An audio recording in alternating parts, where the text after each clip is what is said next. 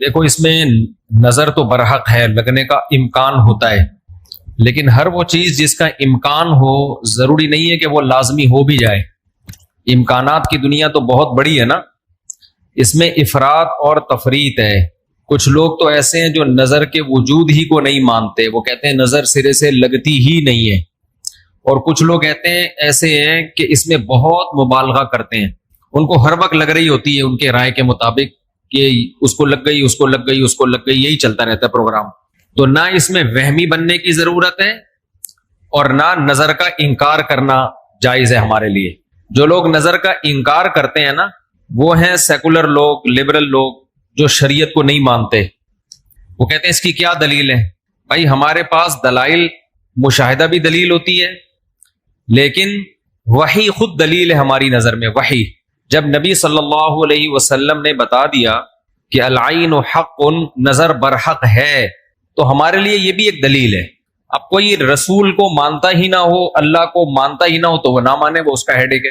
ہم کوئی سائنسدانوں کو مجبور تھوڑی کر رہے ہیں کہ آپ نظر کو مانو۔ سائنسدان جنت مانتے ہیں کہ جنت ہے؟ جواب دینا۔ سائنسدان مانتے ہیں موت کے بعد دوبارہ زندگی ہے؟ یہ سائنس کا ٹاپک ہی نہیں ہے بھائی، سائنس یہاں تک پہنچی نہیں ہے۔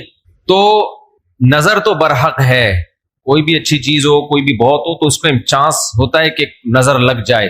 نبی صلی اللہ علیہ وسلم نے فرمایا اگر کوئی چیز تقدیر پر غالب آ سکتی تو وہ نظر ہوتی، اور نظر اونٹ کو ہانڈی تک پہنچا دیتی ہے۔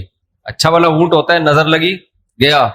آپ نے دیکھا ہوگا بڑے بڑے اونچے کٹے بیل لوگ لے کر آتے ہیں بقرعید کے دنوں میں، بعض دفعہ نظر لگتی ہے دھڑام سے گر جاتے ہیں، بعض دفعہ ویسے ہی گر جاتے ہیں غربت مہنگائی سے متاثر ہو کے، لیکن بعض دفعہ نظر بھی لگتی ہے۔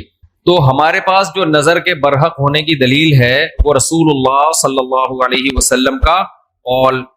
اسی وجہ سے یعقوب علیہ السلام نے جب اپنے بیٹوں کو مصر بھیجا تو خوب لمبے خوبصورت بیٹے تھے، تعداد میں بھی زیادہ تھے، تو ان سے کیا فرمایا؟ لا تدخلوا من باب واحد وادخلوا من ابواب متفرقہ، اے میرے بیٹو ایک دروازے سے داخل نہ ہونا، متفرق دروازوں سے داخل ہونا، کیونکہ ایک ہی گیٹ سے جب جائیں گے نا، ایک باپ کے 11 بیٹے اتنے خوبصورت اور لمبے لمبے اور خوبصورت جوان، تو لوگ بولیں گے یار کیسا خوش قسمت باپ ہے جس کے 11 بیٹے ہیں۔ سمجھتے ہو گے نہیں سمجھتے؟ آج کل تو فیملی پلاننگ نے نظر کا چانس ہی ختم کر دیا، 2 بچے ہوتے ہیں وہ بھی اچھے نہیں ہوتے۔ تو یہاں قرآن سے بھی ہمیں، حدیثوں سے بھی پتہ چلتا ہے کہ امکان ہے، لیکن ایک بات یاد رکھو، دنیا میں یہ بہت امپورٹنٹ بات ہے، کاش اس کو سمجھ جاؤ، یہ تجربوں کا نچوڑ ہے جو میں آپ کے سامنے پیش کر رہا ہوں۔ امکانات کی بیس پہ یقینی دعوے کرنا یہ تمام گمراہیوں کی بنیاد ہے۔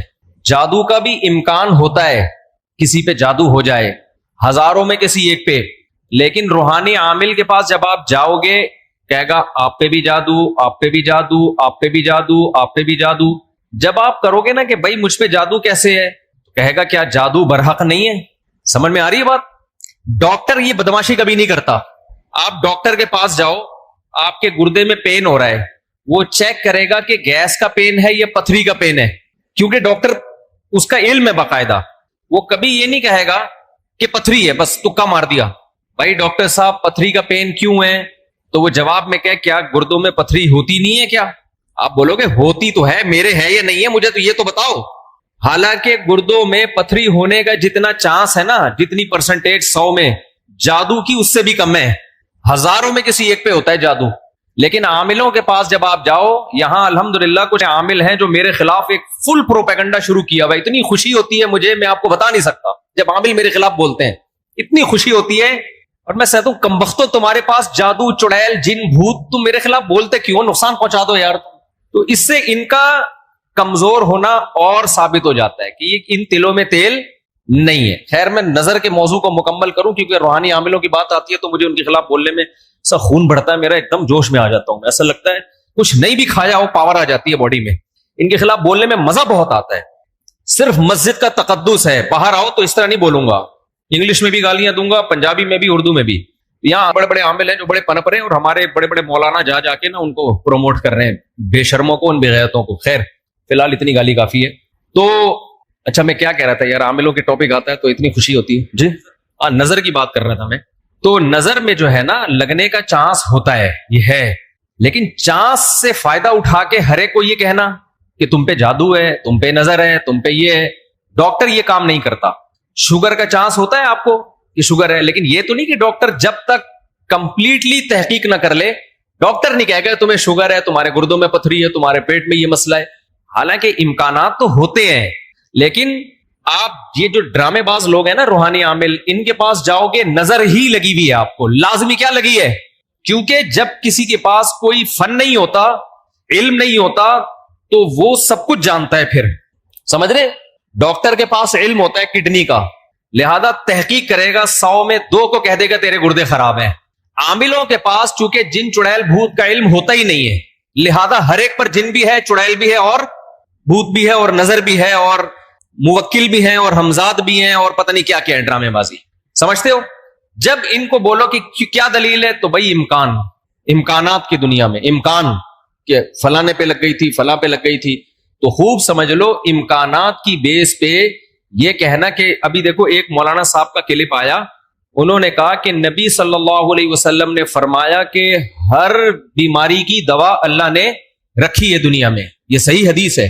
پھر انہوں نے ایک دوا بتائی کہ یہ شوگر کی بہترین دوا ہے.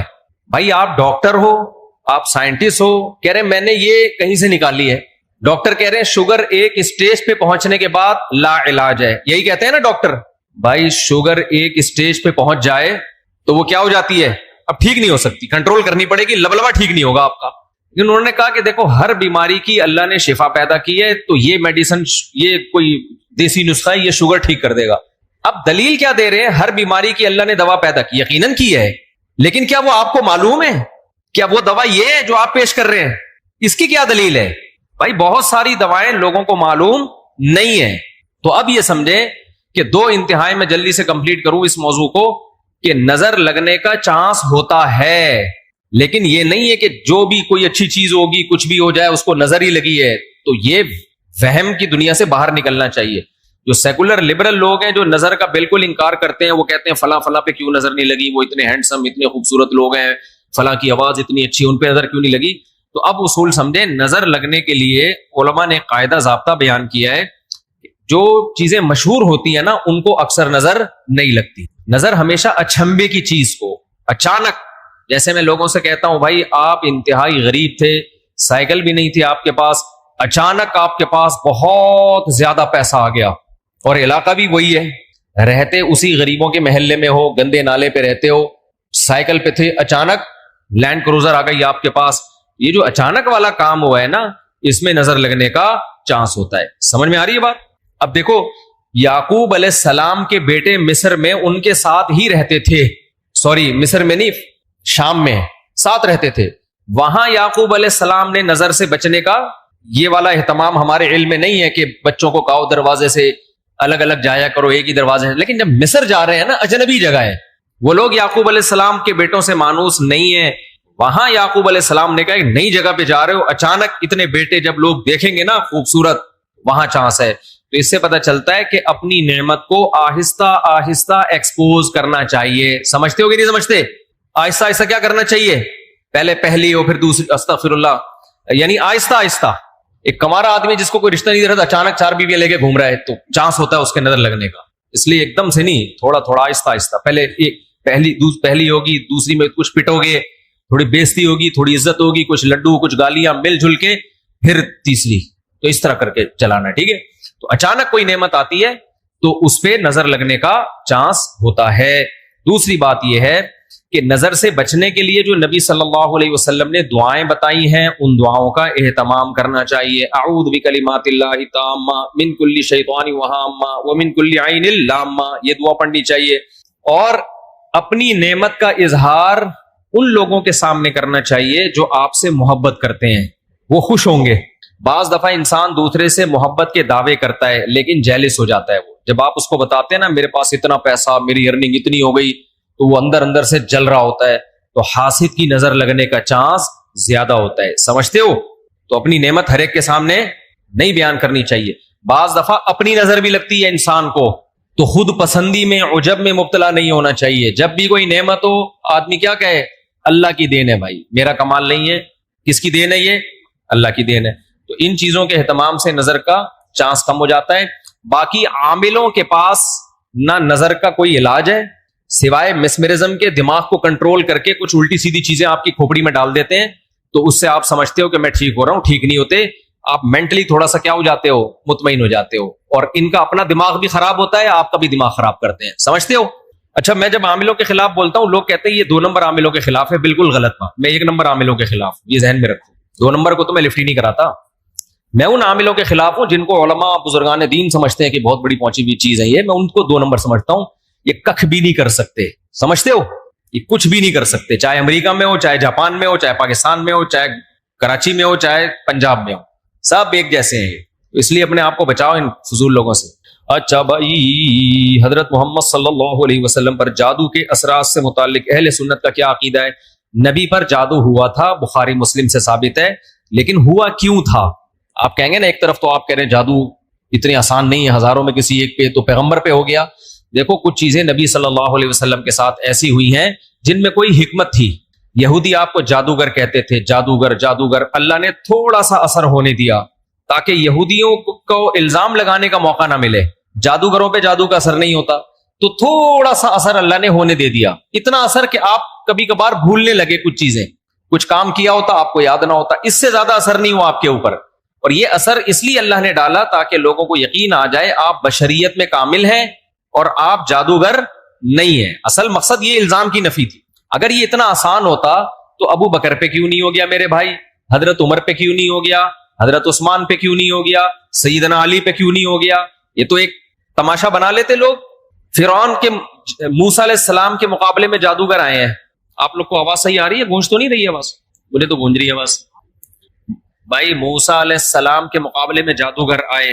قرآن کہتا ہے یخیل الیہ من سحرہم انہا تسعی. جادوگروں نے دماغ کو ایسا کیپچر کیا ہے کہ دیکھنے میں ایسا لگا کہ یہ لاٹھیاں نہیں بلکہ سانپ ہیں. حقیقت میں وہ لاٹھیاں سانپ نہیں بنی تھی, دماغ میں کچھ انہوں نے ایسا کیا ہے نا کہ یخیل, خیال پیدا ہوا کہ یہ لاٹھیاں نہیں بلکہ کیا ہے, سانپ. دیکھو انبیاء کے دماغ کو ایسے کیپچر نہیں کیا جا سکتا, لیکن اللہ نے یہاں ہونے دیا. موسیٰ علیہ السلام کو بھی ایسا لگا کہ یہ لاٹھیاں نہیں بلکہ کیا ہے, سانپ ہیں. اس میں حکمت تھی نا تاکہ مقابلہ تو ہو. اب سوال پیدا ہوتا ہے جب موسیٰ علیہ السلام مقابلہ جیت گئے, فرعون نے دھمکی دی جادوگروں کے کہ تمہارے ہاتھ پاؤں کاٹ کے میں قتل کر دوں گا, تو جادوگر وہی رسیاں دوبارہ فرعون کی طرف پھینک دیتے کہ تو قتل کر کے دکھا ہمیں. کیا خیال ہے بھائی؟ یا وہ فرعون پہ جادو کر دیتے. ہوا جادو فرعون پہ؟ بولتے کیوں نہیں, مجھے تو لگ رہا ہے آپ لوگ پہ ہو گیا. نہیں ہوا نا فرعون پہ جادو. بھائی جادوگر ہزاروں جادوگر تھے, سینکڑوں تو تھے ہی. انہوں نے سوچا کہ یار تو ہمیں دھمکی دے رہا ہے, انتر منتر کلی کل انتر ہو جا منتر چھو, یوں کرتے فرعون ٹیڑھا ہو جاتا. فرعون کی ساس کو کچھ چیزیں سکھا دیتے. کیا خیال ہے؟ جٹھانی فرعون کی زوجہ جو تھی حضرت آسیہ رضی اللہ عنہا, ان کو کہہ دیتے کہ تم اپنی ساس سے کچھ کروا دو یا جٹھانی سے, وغیرہ وغیرہ جو بھی ہے. تو ایسا نہیں ہوتا بھائی. فرعون نے دھمکی دی اور ہاتھ پاؤں کاٹ کے ان سب کو شہید کر دیا, کچھ بھی نہیں ہو سکا. ایسا نہیں ہوتا. جادوگروں کو ایک ماحول چاہیے, اسی میں وہ سب کچھ کرتے ہیں. تو یہ ہم سے زیادہ کمزور ہوتے ہیں, ان سے ڈرنے کی بالکل ضرورت نہیں ہے. دنیا میں سب سے کم اگر ڈرو نا تو عاملوں سے اور جادوگروں سے سب سے کم ڈرا کرو. جیسے کہ پولیس والے ان سے بالکل بھی نہیں ڈرتے. اکثر آپ نے دیکھا ہوگا ریڈ پڑتی ہے نا پولیس والوں کی عاملوں کے پاس, تو پولیس والے جاتے ہیں, پولیس میں جو گٹکا کھانے والا ہے نا وہ اٹھا کے لے آتا ہے عامل کو, تھانے میں بند کر دیتا ہے. عامل اس کا کچھ بھی نہیں بگاڑ سکتا. سوچو جو عامل ایک گٹکا کھانے والے پولیس والے کے سامنے کچھ نہیں کر سکتا, وہ اس عامل کی پوری ٹیم کو اٹھا کے لاک اپ کر دیتے ہیں یہ لوگ. وہ سنگدل محبوب تمہارے قدموں میں کہاں سے لا سکتا ہے؟ وہ سنگدل محبوب تمہارے قدموں میں کہاں سے لا سکتا؟ تو یہ دنیا کے سب سے کمزور, سب سے ضعیف قوم روحانی عامل ہوتے ہیں, لیکن دماغ کا کھیل ہے سارا. تو لوگ ان سے ڈر رہے ہوتے ہیں. نہیں ڈرو تو آپ طاقتور ہو, سمجھتے ہو. آج مجھے ایسا لگ رہا ہے گلوکوز کی 3 بوتلیں چڑھا لی میں نے. اور عاملوں کے خلاف بولتا ہوں اتنی, کیونکہ عامل میرے خلاف بہت سرگرم ہو گئے ہیں آج کل. ابھی علماء کا ایک وفد گیا کسی عامل کے پاس, وہ وفد پہلے میرے پاس آیا, گپ شپ ہوئی, بیٹھے, میں نے ان کو رات کو کھانے کی دعوت دی. انہوں نے کسی سے ملنے جا رہے تھے, مجھے نہیں پتا کسی عامل کے پاس گئے. اس عامل نے میرے خلاف اتنا بولا کہ انہوں نے میری دعوت ہی کینسل کر دی کہ یار یہ مفتی صاحب تو 2 نمبر ہے معاذ اللہ. انہوں نے اپنی طرف سے اس عامل کی باتوں میں آ کے, تو جب انہوں نے کسی نے مجھے بتایا, میں نے کہا اچھا ہے اللہ نے تمہاری قسمت میں یہ عامل رکھے ہوئے ہیں تم جیسے فضول لوگوں سے اللہ نے مجھے نجات دے دی تاکہ میرا کھانا تمیز والے عقل مند لوگ کھائیں. جو عاملوں سے متاثر ہو تو اس بیچارے کا مینٹل لیول کیا ہوگا آپ سوچو. میں نے کہا ہمیں ایسے مولویوں کی بالکل بھی ضرورت نہیں ہے جن کا مینٹل لیول یہ ہے کہ چڑیل بھوت بھگانے والوں سے متاثر ہو کے آتے ہیں. یہ تو مینٹل لیول ہے آپ کا. دلائل سے کے بجائے ان لوگوں سے متاثر ہوتے